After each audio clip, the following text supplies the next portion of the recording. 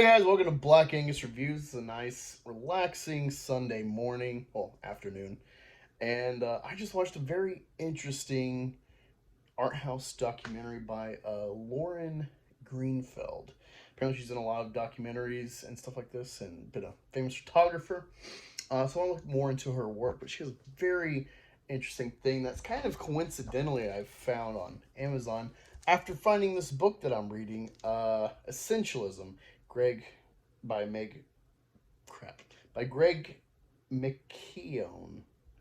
I know I butchered that, but it's kind of voicing how I live as a nerd collector. Like if you look really quick, here's a quick little look at like just the knickknacks uh, cabinet shelf thing I have for pops and random little things from vacations. Um, but one thing about me that this book and this documentary kind of touch on is I'm always trying to downsize. And I've always viewed that as minimalism, but it's actually essentialism uh, in a useless vein of collecting. And that is, I'm always trying to, if I buy something, make sure it's like I really want it, because I realize space. And it might go back to being having a son in the army as a young man. My disposable income became no income having a child, so collecting anything became uh, it could really affect me down the road. And what am I talking about this? So this film, generational. It's got a lot of different speakers of different levels. It's got economists, former bankers, stars, porn stars, dollars and tiaras stars, um, so much in between. Different kind of extravagant uh, purveyors of wealth, uh, strippers, guys that run strip clubs, like in Atlanta, especially. Apparently, that's like a huge mecca for strippers, at least black girls.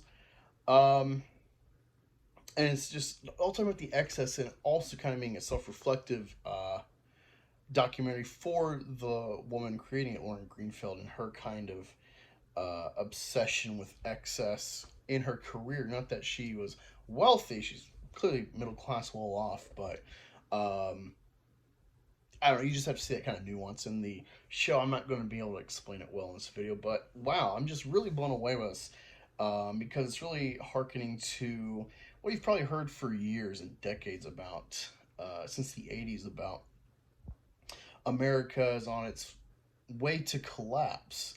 But it does it in a very interesting way. It's both entertaining and informative without really hammering lots of detail.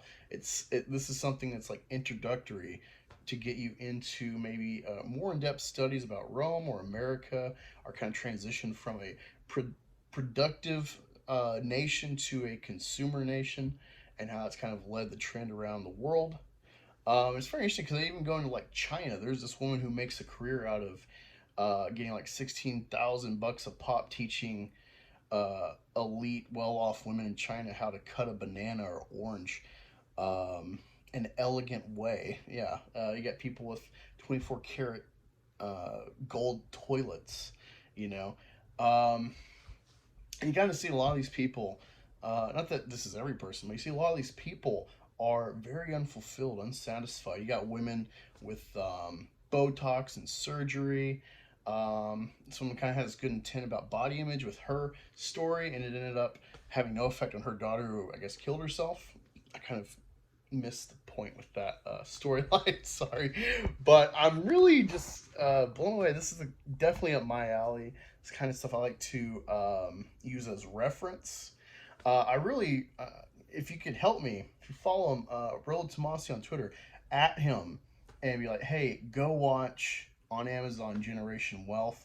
There's a lot of red pilling kind of stuff about like fulfillment and chasing the dream, and there's some characters like this Wall Street elitist woman. She's like 40 something, and she's put all her eggs in the like work 100 hours a week basket, and now she's like struggling at the expense of her marriage to have a child with all these fertility treatments because she's waited way too long after the wall to have a kid, biology's there for a reason for women.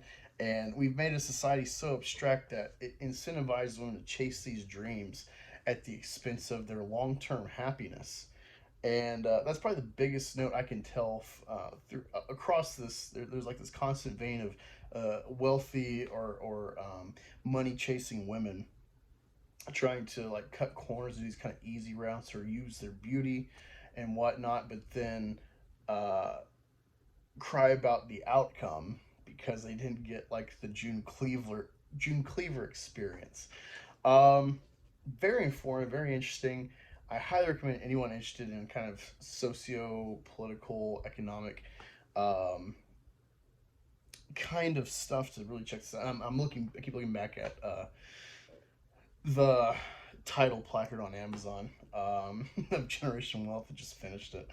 But yeah, I give it like a 4.5 out of 10. It's really good, really informative, and it gives a kind of blue collar take looking at the problem. And maybe if you watch this, maybe it can guide you personally and give you some sort of like, hey, maybe like the things I'm in the hamster wheel chasing for aren't really that worthwhile, you know?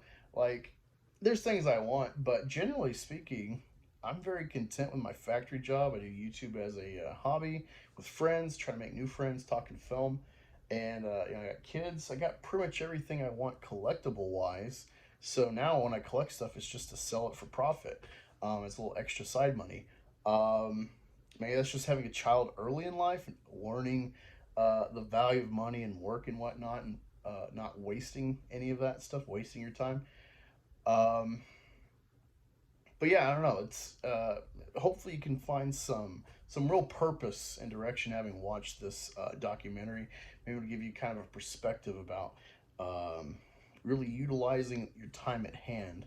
Um, so I watch these things and it doesn't really change my life. It doesn't really change my outlook because I feel I got a pretty good outlook about money and self value and wealth and that kind of like what we're told wealth is versus what it actually is. But yeah, I'd love to have a conversation. It's a very wide spanning idea, and this woman really bears it all because she brings her family into this, and is kind of self critical, um, kind of pondering her life with her mom and the lack of connection, and then how devoted she is to her job and what it's cost her in her life with her children. While it seems the dad has been Mr. Mom successfully. Very interesting stuff. That's my kind of micro because this is you could write essays on this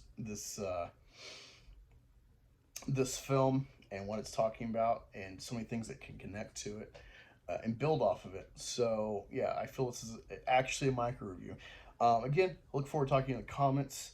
Have you watched it? What should I watch next in the vein of this kind of film? I look forward to more content in the future whenever I have the time and the enthusiasm to post. Appreciate you viewing. Take care.